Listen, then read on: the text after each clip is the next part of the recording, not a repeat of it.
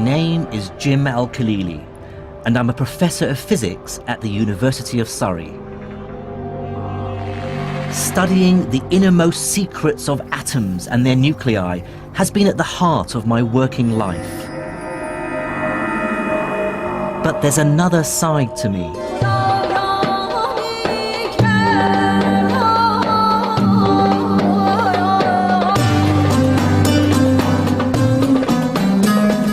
I was born and grew up in Baghdad to an English mother and Iraqi father, but left Iraq with my family in the late 70s when Saddam Hussein came to power.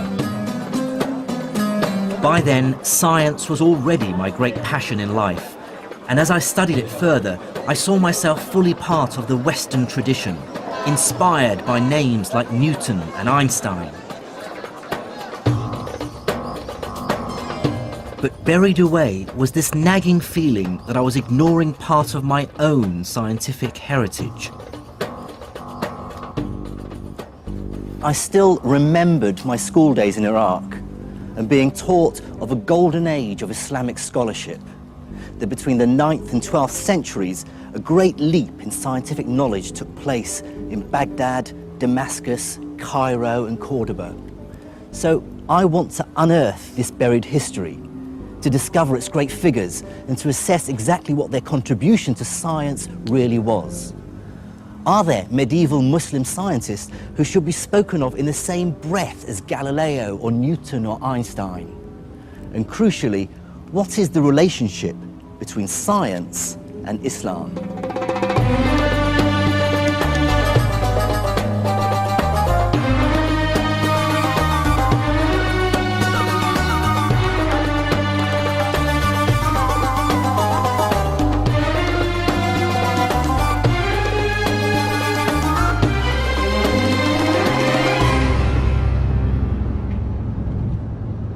My journey into the science of the medieval Islamic world will take me through Syria, Iran, and North Africa.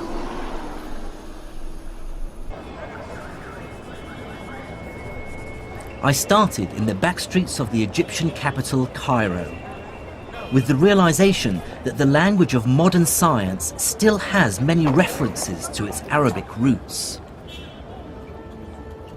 Take scientific terms like algebra, algorithm, alkali. I instantly recognize these words as Arabic. And these are at the very heart of what science does. There will be no modern mathematics or physics without algebra, no computers without algorithms, and no chemistry without alkalis.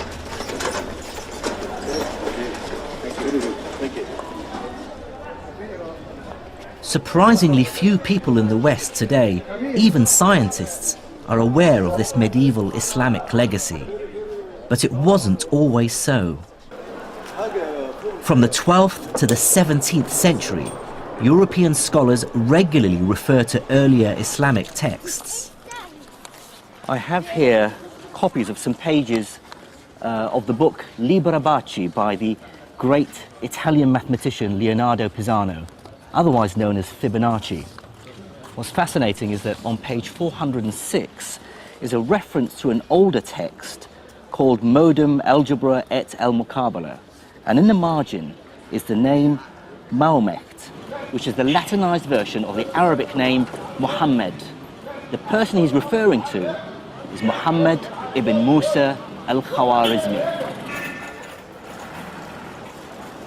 In fact, Arabic names crop up in many medieval European texts on subjects as varied as map-making, optics, and medicine.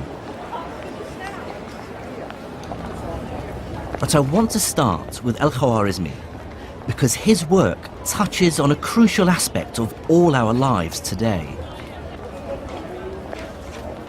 It's thanks to al-Khwarizmi that the European world realized that their way of doing arithmetic, which was still essentially based on Roman numerals, was hopelessly inefficient and downright clunky.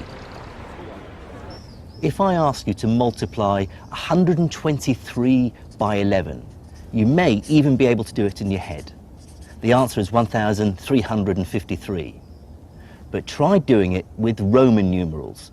You'd have to multiply CXXIII by XI. It can be done, but trust me, it's not fun.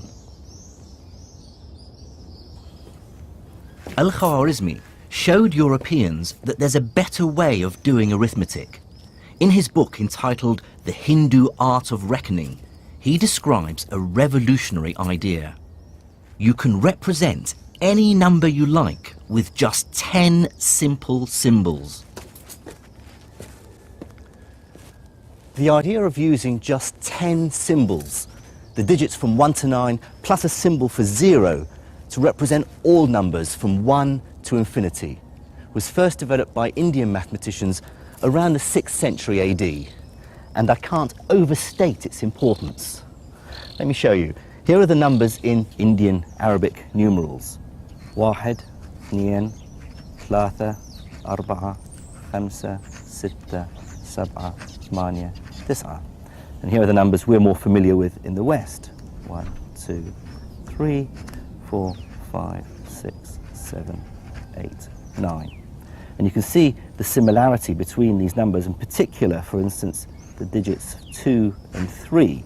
If I tip this sideways, you can see now how they look like numbers 2 and 3.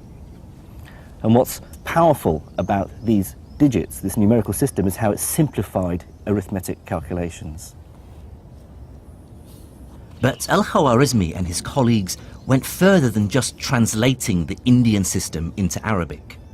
They created the decimal point.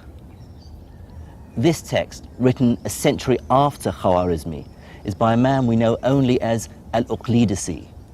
Here he shows that this same decimal system can be extended to describe not just whole numbers, but fractions as well. The infinity of possibilities that lie in between the integers. Here's a copy of Al-Uqlidasi's manuscript where he showed how the decimal point is used for the very first time. He describes it by using a dash. Here are the digits 1, 7, 9, 6, 8, and you can see there's a small dash over the 9 indicating the decimal place. The idea of the decimal point is so familiar to us that it's hard to understand how people managed without it. But like all great science, it's blindingly obvious after it's been discovered.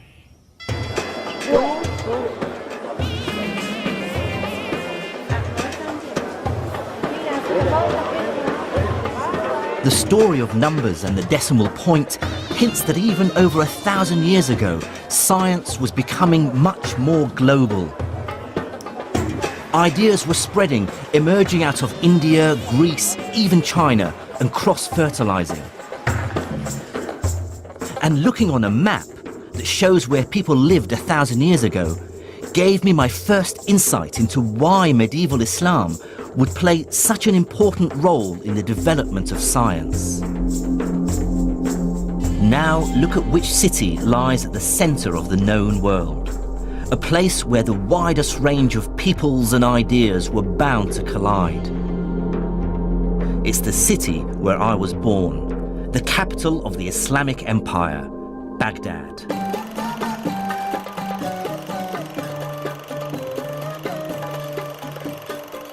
Recent events mean I can no longer visit the city. But these are the home movies of my cousin Faris, filmed in the 1960s. The Baghdad we knew then looked nothing like the bomb-wrecked city it is now. I certainly grew up proud to be associated with one of the world's greatest cities.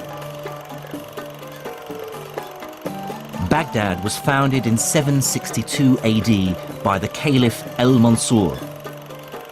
His aim was to make it the glorious capital of a brand new empire, united by Islam, the rising religion of the time. The Abbasid caliphs had claimed their right to rule by declaring that they were directly related to the Prophet Muhammad, who had founded the new religion over 100 years earlier. But in that short time, the armies of Islam had conquered a vast territory. Starting in a small area around Medina, they moved rapidly out of the Arabian Peninsula and within a few decades had taken control of the Levant, North Africa, Spain and Persia.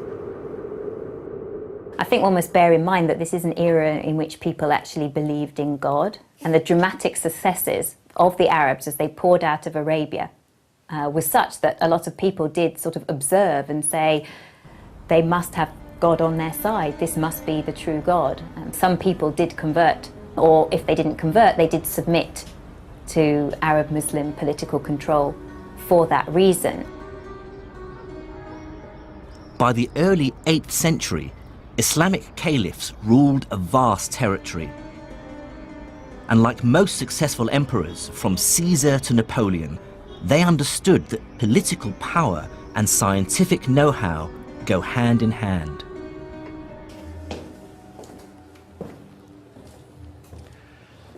There were many reasons for this. Some were practical. Medical knowledge could save lives. Military technology could win wars.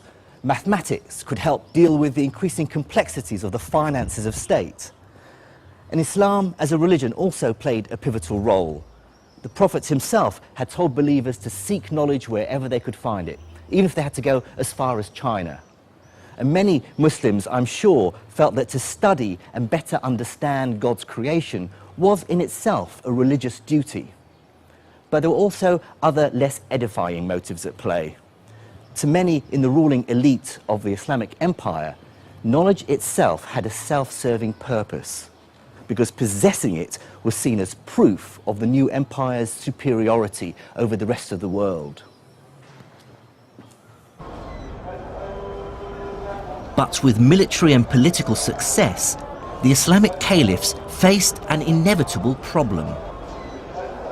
How do you sensibly govern a hugely diverse population?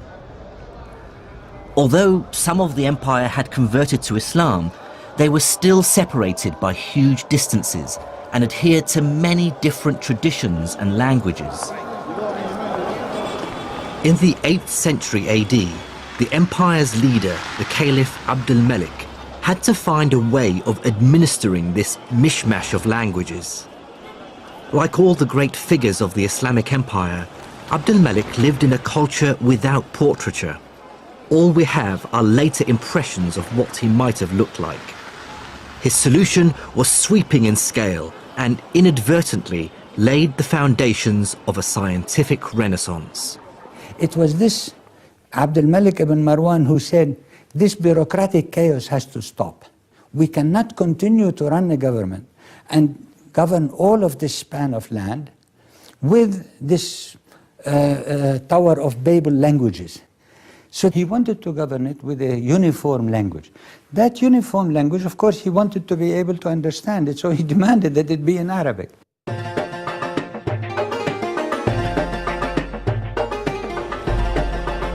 But the choice of Arabic as the common language of the empire went beyond administrative convenience. The decision had extra force and persuasiveness because Islam's holy book, the Quran, is in Arabic, and Muslims therefore consider Arabic to be the language of God.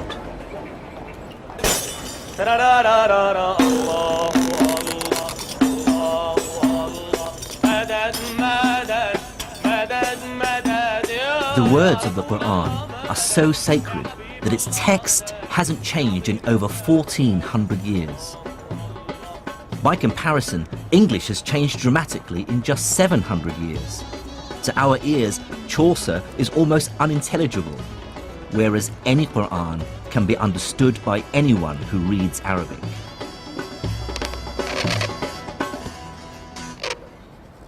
Making copies of the Quran has always been a specialized and highly respected job since the foundation of Islam. Calligraphy expert Naif Scarf, who lives in the Syrian capital Damascus, writes for mosques and in madrasas all over the country.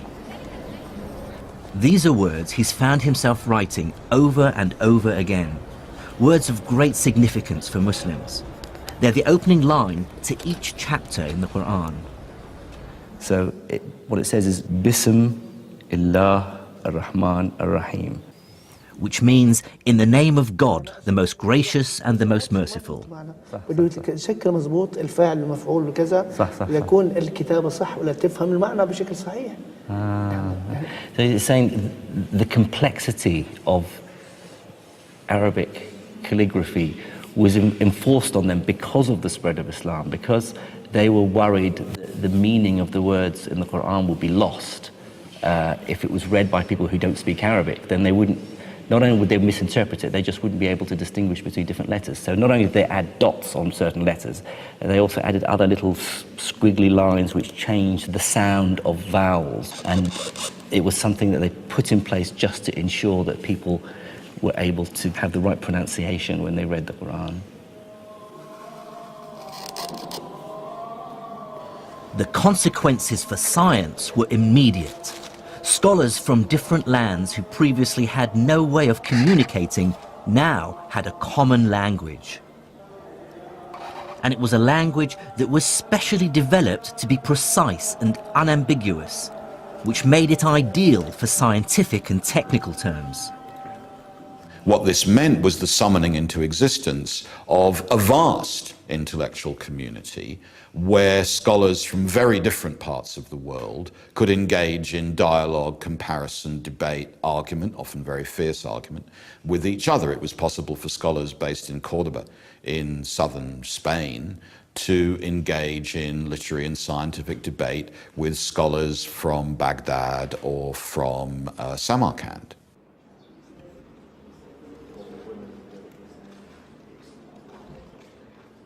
But I can tell you that scholars aren't motivated by the love of knowledge alone. There's nothing like a large hunk of cash to focus the mind. By the early 800s, the ruling elite of the Islamic Empire were pouring money into a truly ambitious project, which was global in scale and which was to have a profound impact on science. It was to scour the libraries of the world for scientific and philosophical manuscripts in any language. Greek, Syriac, Persian and Sanskrit, bring them to the empire and translate them into Arabic. This became known as the translation movement.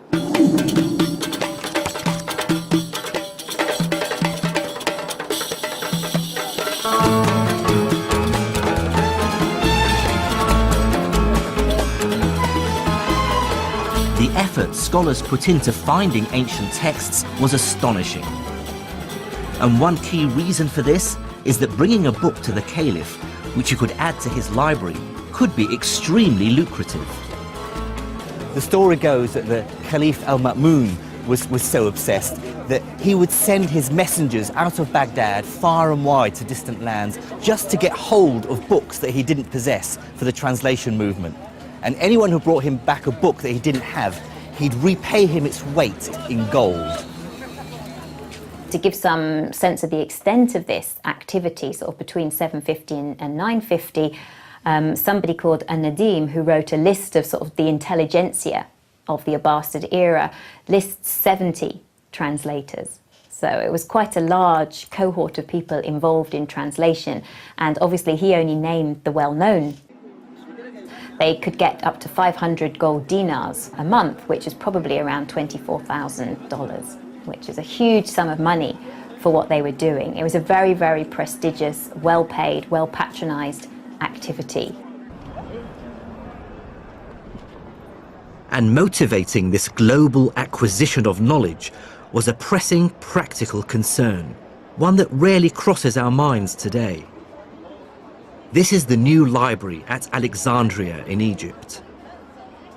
But fresh in the memory of many in the empire was the story of the destruction of the original library at Alexandria centuries earlier, and the shocking loss of thousands of years of accumulated knowledge.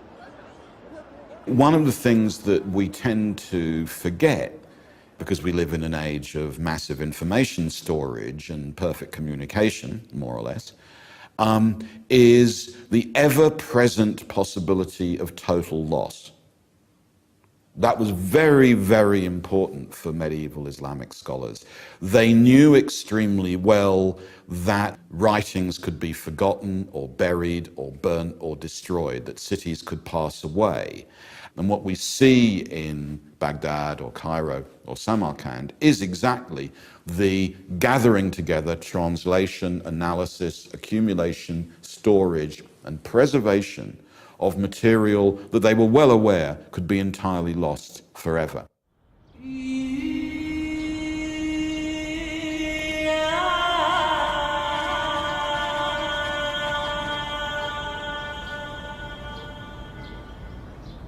And if there was one branch of knowledge that everyone, from the mighty caliph to the humble trader, wanted to preserve and enhance, it was medicine.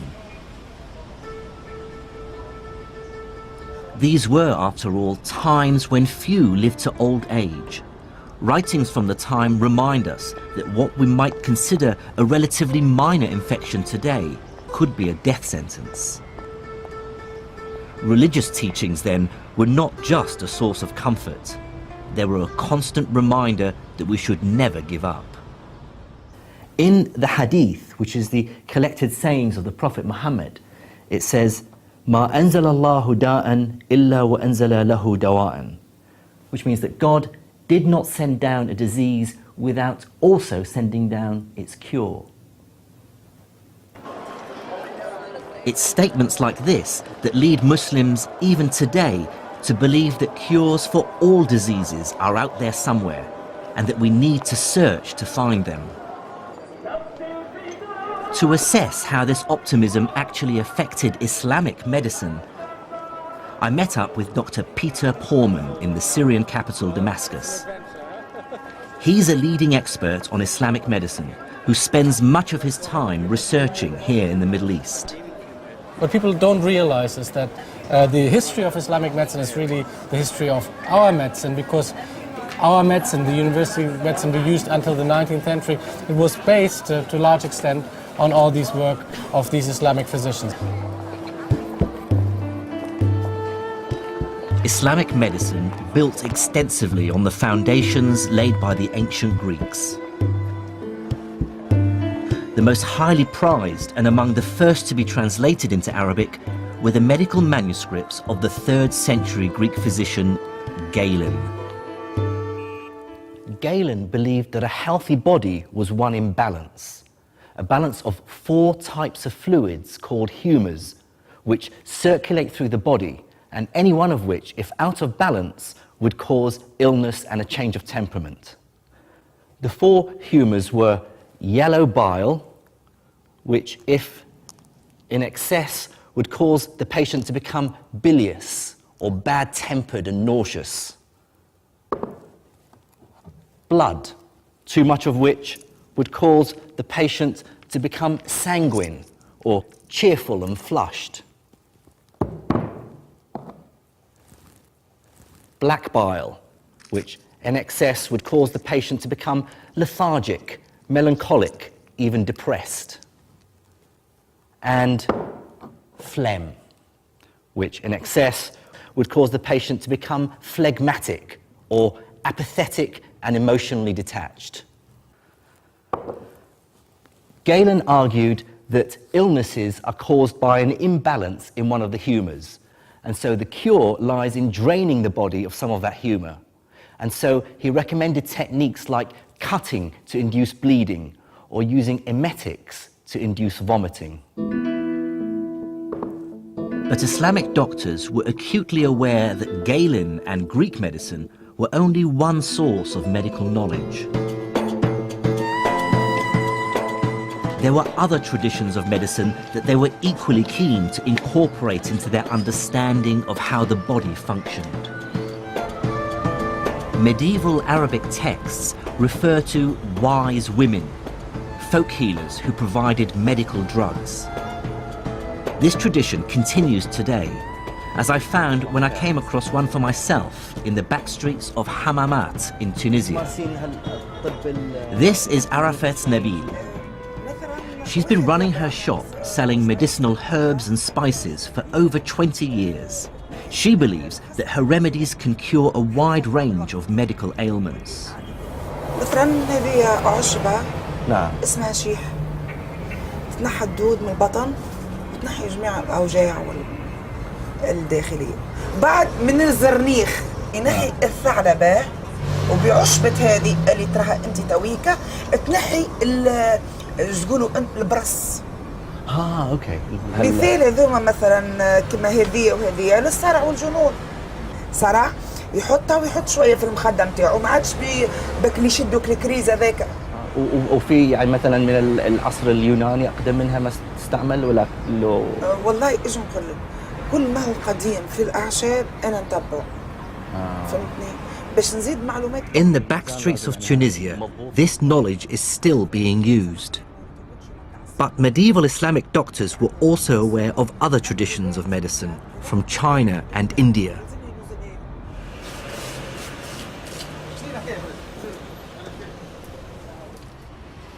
And yet another tradition of medical guidance came from within Islam itself, and takes some of its ideas from the Quran and some from the collected sayings of the Prophet, the Hadith. In a bookshop in Monastir in Tunisia, I found a copy of a very popular book, available right across the Islamic world. This book is called The Prophet's Medicine, and see how old it is. The author was born between 691 and 751 Hijri, which places him in the 14th century. Here's an interesting bit where it deals with the plague. فإذا سمعتم به بأرض فلا تدخلوا عليه وإذا وقع بأرض وأنتم بها فلا تخرجوا منها فرارا منه. It says if you come across a land where the plague has come down, then do not enter that land. And if the plague comes down onto your land and you are there, then do not leave your homes in the hope of escaping it. So it sort of makes a lot of sense. But here's quite an amusing part. It deals with epilepsy. And it says that the Greeks, or Galen, believed that epilepsy originated in the brain. So, however, they were ignorant. They didn't realize the true cause of epilepsy, which is the possession of the body by evil spirits. And it talks about the cure for epilepsy being exorcism. Hardly scientific. But Islam's most tangible contribution to medicine is less in its specific remedies and more in its overarching philosophy.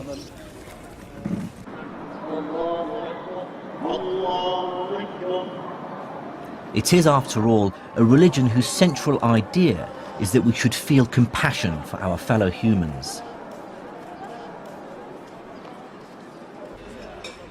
And accompanied by Dr. Peter Porman, I'm going to see a physical, bricks and mortar manifestation of medieval Islamic compassion.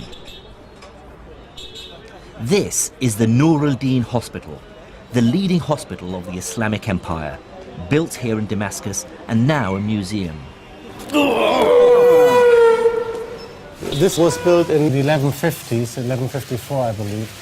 One of the ideas which are stipulated in Islam is the idea to be charitable, and charity, zakah, yes. Exactly, and it's an obligation to give alms and stuff like that. Yeah. And so if you're a ruler, or if you have a lot of money, what you could do is obviously you could really be charitable and set up like a nice hospital like this one. And within the hospital, Islam actively encouraged a high degree of religious tolerance, something we take for granted in modern secular society. The hospital was open to all communities, so you would have Christians, you would have Jews, Muslims obviously, maybe other denominations, both as patients and also as practitioners. Like a Christian studies with a Muslim says my best student was a Jew, and so the medicine which was practiced here transcended religion. I mean, typically, how many physicians would there be? Well, it depends. Well, like for certain hospitals, we hear figures of like 24 or 28 physicians. Yes. The physicians would do the rounds in the mornings, you see, do their prescriptions and stuff like that. Yes, hasn't changed over the ages. Yeah. As a result of the translation movement, those physicians now became aware of the latest remedies from as far away as India and China.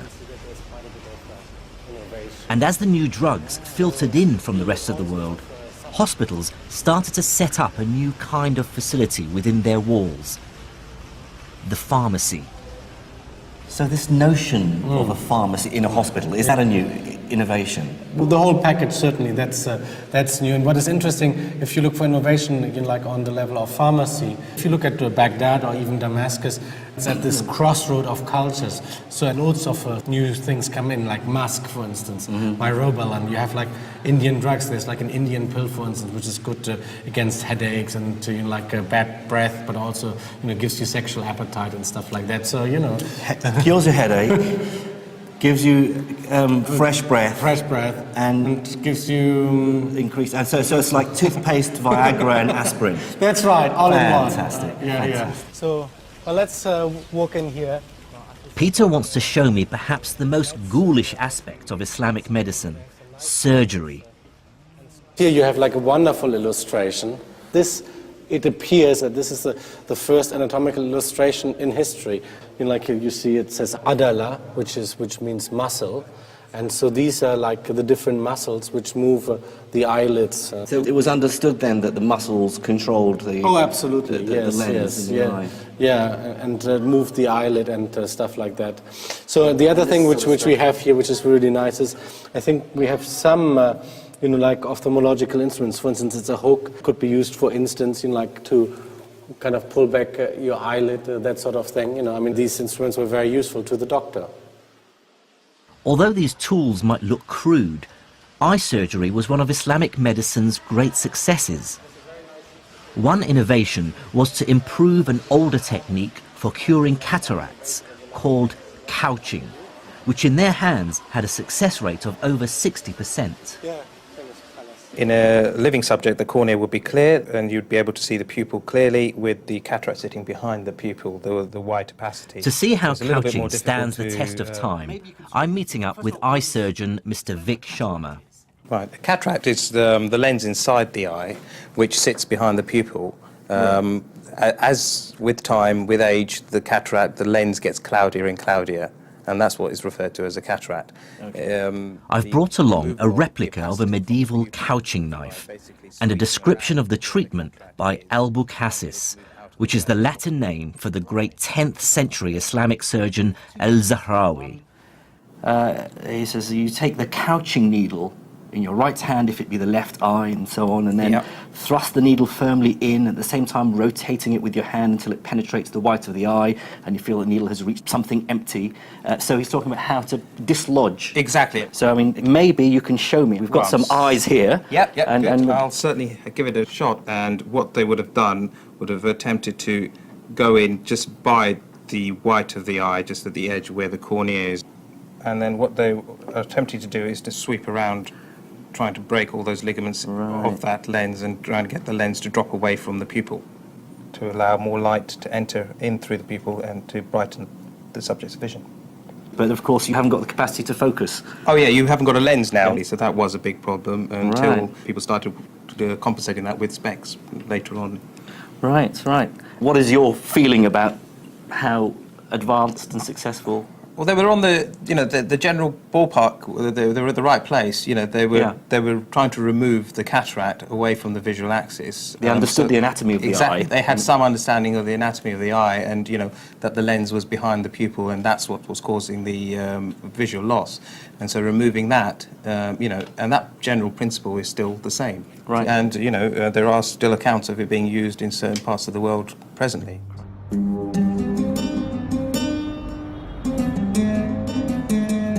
Looking back at medieval Islamic medicine with modern scientific eyes is frustrating.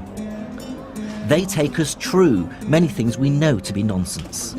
But on the other hand, their desire to deal with this vast subject logically and systematically is admirable and truly marks a break with the past. One Islamic scholar, more than any other, embodies the synthesis of religion, faith and reason. His name was Ibn Sina, or Avicenna as he's known in the West. He was a polymath who clearly thrived in intellectual and courtly circles. In 1025, he completed this, Al-Qanun fil Tib, or the Canon of Medicine. In it, Ibn Sina collated and expanded on all that had gone before him, medical ideas from Greece to India, and turned them into a single work. So how would you place this book in a historical context? Oh, it's hugely important. I mean, there are a few books which are as important as the canon, because what this encyclopedia does, it kind of, sweeps away everything else. It becomes a textbook. It supersedes a lot of other texts, and people even complain that, it's so good, it's so tightly organized, it's so easily accessible that, people forget to read the Greek sources in Arabic translations. This whole first book, this is the first book, contains what we call the kulliyat, the general principles. So it's all about how the human body works, how diseases work in general. The second book contains diseases, what we sometimes call from tip to toe, from tip to toe. So he starts with the diseases of the head, and then he moves down, like the eyes, the ears, the nose, the mouth, and he normally they end up at the sexual organs, you see. At first sight, the sheer ambition of the 3 volumes is hugely impressive. Here's an attempt at diagnosis and cure for diseases as diverse as depression, meningitis and smallpox. And there's even detailed chapters on more common problems. So, for instance, here you have headaches. So different kinds of headaches. في العلاج الصداع الحادث عن الروائح الطيبة. So headaches caused by pleasant, fragrant smells. And then he's also got al-hadith min al-khimar, so hangovers. Different kinds of you can get headache from sex. Is that right? Well, hasn't happened to me yet, but let's see. So, the treatment of headache caused by sex.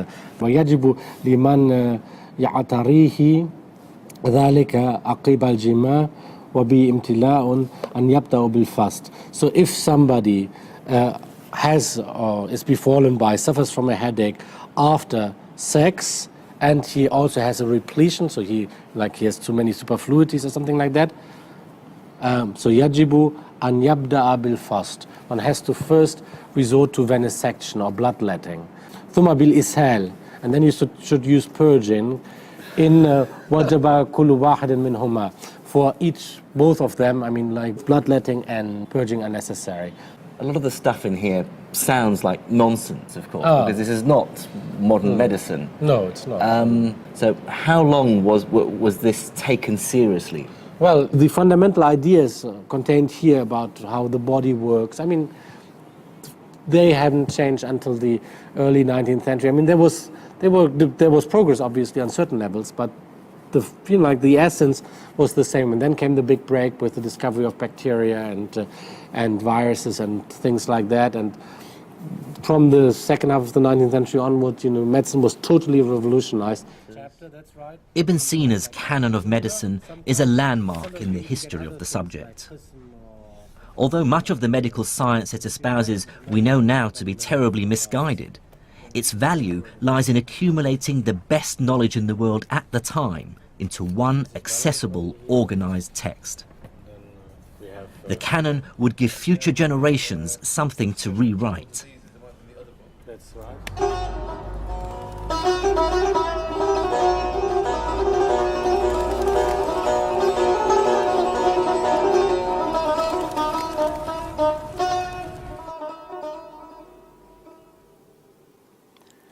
Cataloguing the world's medical knowledge has clear and obvious benefits. But the Islamic Empire's obsession to uncover the knowledge of the ancients went beyond practical matters like medicine. Many, like the Caliph al-Ma'mun, believed that the people of antiquity possessed dark, even magical powers. And what's more, new evidence is coming to light to show just how hard Islamic scientists worked to rediscover them.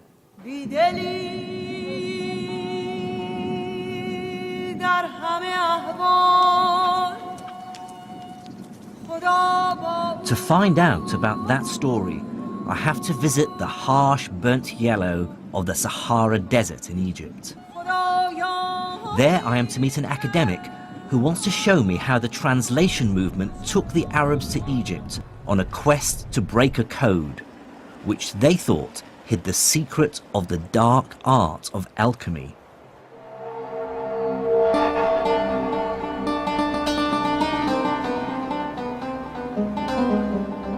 This is Saqqara, a necropolis or graveyard of the ancient pharaohs.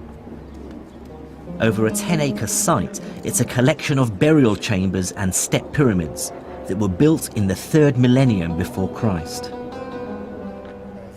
These are said to be among the oldest stone buildings in the world. Mind the step here?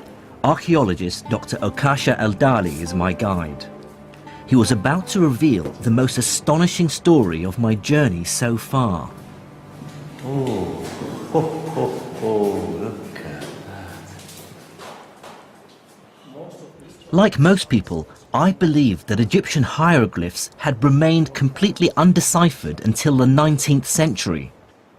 Then came the chance discovery of the famous Rosetta Stone. This stone had the same inscription written in both hieroglyphs and Greek. It provided the crucial clues which British and French scholars used to decipher the writings of ancient Egypt. That's the usual story one hears. But Dr. Eldali has made a discovery that dramatically alters it. He has recently unearthed a number of rare works by the Islamic scholar Ibn Wahshiyya. What he did was figure out a correspondence between hieroglyphs like these and letters in the Arabic alphabet. If you look here, for example, at Ibn Wahshiyya's manuscript, you see he's giving us the Egyptian hieroglyphic signs that have phonetic value underneath. Yes, and they have the phonetic value in Arabic underneath. So look very carefully at this one. He says "seen" underneath that seat. Yes. Now look at this seat here. That is S. That seat in Egyptian hieroglyphic is used for the sign S, seen, which is what you see here, seen. That is the name of the god Osiris. Osiris. Oh, with an S. That's the seen. Yeah.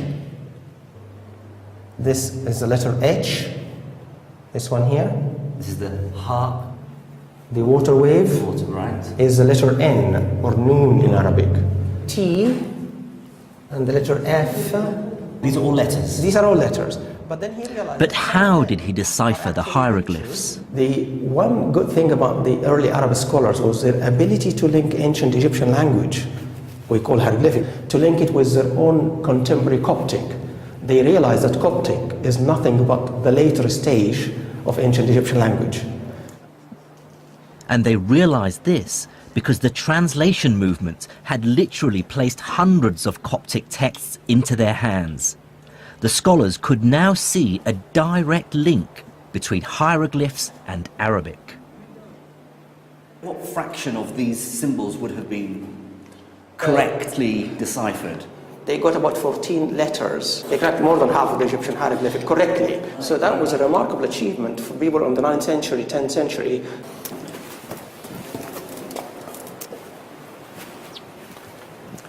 Well, that's probably the biggest revelation for me so far on my travels, that Egyptology didn't begin in the 19th century. Yet again, it seems that Islamic scholars actually cracked hieroglyphics, and they cracked it for strange reasons. They cracked it because they were interested in astrology and alchemy. But here is another example of this amazing translation movement. They weren't just translating Greek and Indian and Persian texts, they were translating Egyptian hieroglyphics as well. Absolutely incredible. Unfortunately for the Caliph al-Ma'mun, the hieroglyphs contained no alchemical secrets.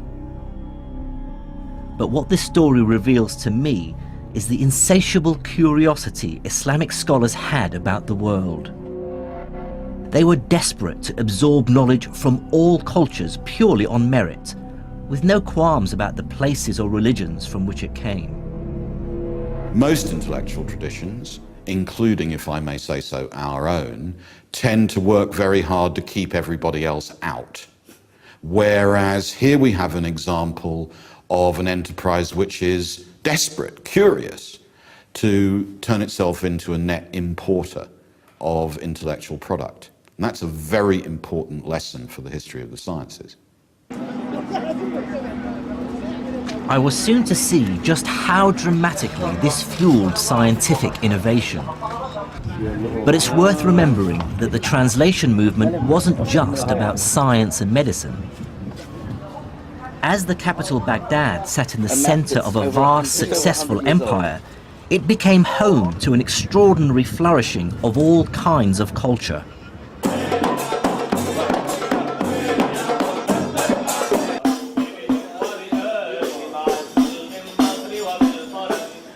For this is the time described by 1001 Nights of great and generous caliphs, magic carpets, great journeys, but also ambitious buildings, music, dance, storytellers and the arts.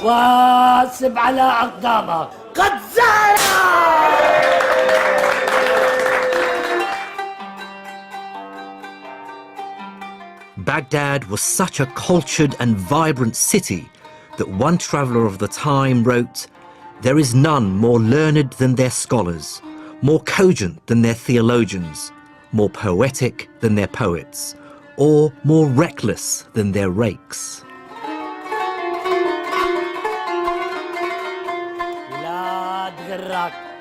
It really must have felt like Baghdad and the Arabic Empire were the world leaders in civilization and culture. To be part of that city's growing intellectual elite must have been as exciting as it gets. It was a new Muslim city. It only started to be built in 756. So it has that sort of sense of almost being on a frontier, of being something new, of being something different. It was full of courtiers, it was full of sort of nouveau riche individuals who were trying to make their way at the Abbasid court. And it is the sort of a place, if you like, where innovation is valued and appreciated. At the heart of the city's intellectual life was a system called the Majlis. Now, the word Majlis could probably best be translated as salon or talking house. In 9th century Baghdad, what this meant was that the city's elite, the caliph, his courtiers, generals, and the aristocracy, would hold regular meetings, you might call them seminars or discussions, during which the city's cleverest men, the philosophers, theologians, astronomers, and logicians, would gather to discuss and debate their ideas. It was not the case that people were expected to adhere to a particular line or adopt a particular religion. They were allowed to express their own sentiments and their own views very freely. The point was that they should do so in elegant Arabic and in good logical reasoning. The effect of the Majlis was to create a heady mix of money and brains, with the best minds in the empire swapping ideas while simultaneously engaged in fierce competition for patronage. It's at this point my investigation into the first wave of Islamic science returns me to the man we first met at the beginning of this story in the back streets of Cairo, the great mathematician who brought the West the decimal system. Out of the very heart of this intellectual whirlwind came Al-Khwarizmi, mathematician, astronomer, courtier, and favorite of the Caliph Al-Ma'mun. He was a product of his age, an immigrant from eastern Persia into Baghdad, surrounded by books, well-versed in learning from Greece, Persia, India, and China, and fearless in his thinking. Al-Khwarizmi brought together two very different mathematical traditions and synthesized them into something new. The capacity to have on your desk simultaneously two very different kinds of mathematics presses on models of what counts as calculation, what counts as measurement, and I think accelerates the process of intellectual change. The first of these traditions came from the Greek-speaking world. Greek mathematics dealt mainly with geometry, the science of shapes like triangles, circles, and polygons, and how to calculate area and volume. The other great mathematical tradition Al-Khwarizmi inherited came from India. They'd invented the 10-symbol decimal system, which made calculating much simpler. Thanks to the translation movement, Al-Khwarizmi was in the astonishingly lucky position of having access to both Greek and Indian mathematical traditions. He was able to combine geometrical intuition with arithmetic precision, Greek pictures and Indian symbols, inspiring a new form of mathematical thinking that today we call algebra. As a physicist, I've spent much of my life doing algebra, and I can't overstate its importance in science. But it is a strange idea. I remember being perplexed when my math teacher first started talking about mathematics not using numbers, but with symbols like X and Y. It's an incredibly liberating idea because it allows you to solve problems without getting bogged down in messy numerical calculations. So we have here this priceless manuscript, Kitab al-Khwarizmi, Al-Khwarizmi's book, and Professor Ian Stewart has studied algebra for much of his working life. Together, we looked at an early copy of the book in which the idea really took form. I see here, although it's written sort of in the margin, the title of the book, Al-Jabr wal-Muqabala. So that's the first time the word Al-Jabr appears. Algebra. Algebra, that's where our word algebra comes from. Now, what I found very early on is that he said, I discovered that people require three kinds of numbers, judur wa amwal wa adad, so roots, squares and numbers. So what is he trying to do here? This is what we would now call x and x squared. This is quadratic equations. This really is algebra. So he's setting you up for a book about how to solve equations by algebraic methods. Okay, now quadratic equations I thought were around and being solved long before Khwarizmi, back to Babylonian times. So, what's the big deal about this book? It's the point of view. He treats root and square as if they're objects in their own right. They're not just some number that we're trying to find out. They're a process you apply. What Al-Khwarizmi is thinking of is square means take the root and multiply by itself. And that recipe is true whatever the root might be. If it's 5, it's 5 times 5, it's 25. If it's 3, it's 3 times 3. He's giving you a general recipe, now called an algorithm, after him. The algorithm comes from... It comes from... It's another word that comes from Al-Khwarizmi, yes. Now, he talks about this procedure here on the next page.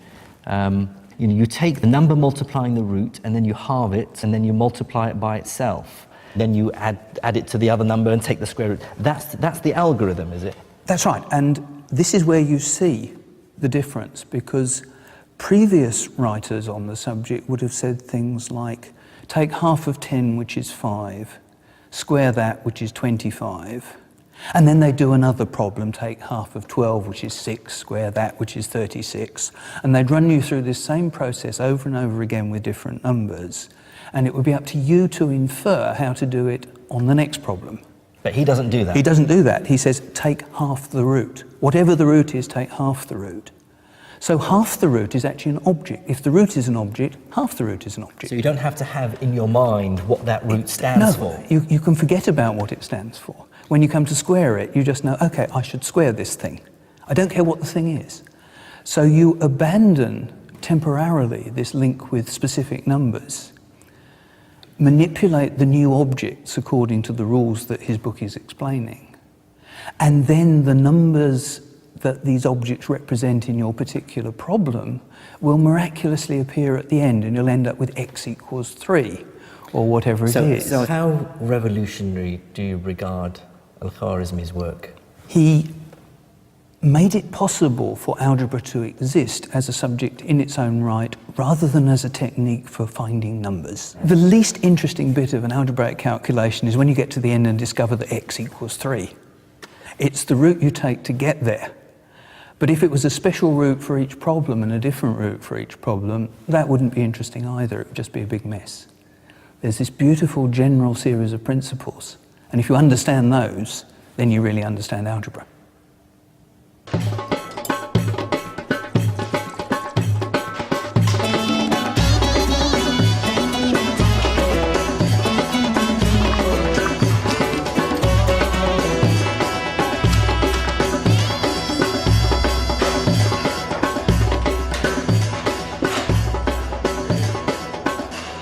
is the true global importance of algebra? It's been used throughout the ages to solve all sorts of problems. Let the mass of the cannonball be m. Let the distance it has to travel be d. Use algebra to work out the optimum angle you have to point your cannon. That sort of knowledge wins wars. Or let's call the speed of light c, the change in mass of an atomic nucleus m, and then calculate the energy released with the following algebraic formula: E equals mc squared. Mastery of that information truly is power.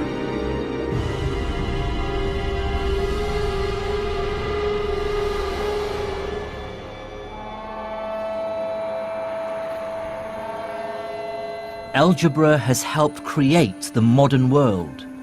Our science is unimaginable without it. It sums up so much that was remarkable about medieval Islamic science, taking ideas from Greece and India, combining and enhancing them. Similarly, modern medicine owes a considerable debt to the work of the Islamic physicians. But I think the real story of what happened to science in the Islamic world in the 8th and 9th centuries tells us more than any single discovery. What it really tells us is about the universal truth of science itself. I believe that the first great achievement of the medieval Islamic scientists was to prove that science isn't Islamic, or Hindu, or Hellenistic, or Jewish, Buddhist, or Christian. It cannot be claimed by any one culture. Before Islam, science was spread across the world. But the scholars of medieval Islam pieced together this giant scientific jigsaw by absorbing knowledge that had originated from far beyond their own empire's borders. This great synthesis produced not just new science, but showed for the first time that science as an enterprise transcends political borders and religious affiliations. It's a body of knowledge that benefits all humans. Now that's an idea that's as relevant and as inspiring as ever.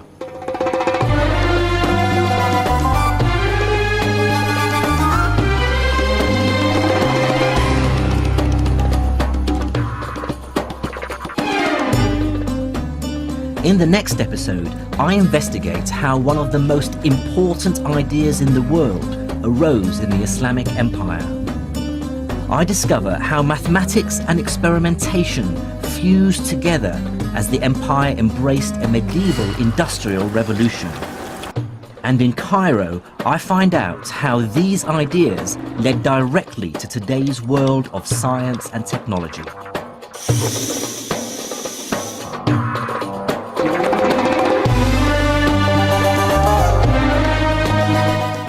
Science and Islam continues next Monday night at 11:25. Tonight we're heading for Broadcasting House and a day out with U2.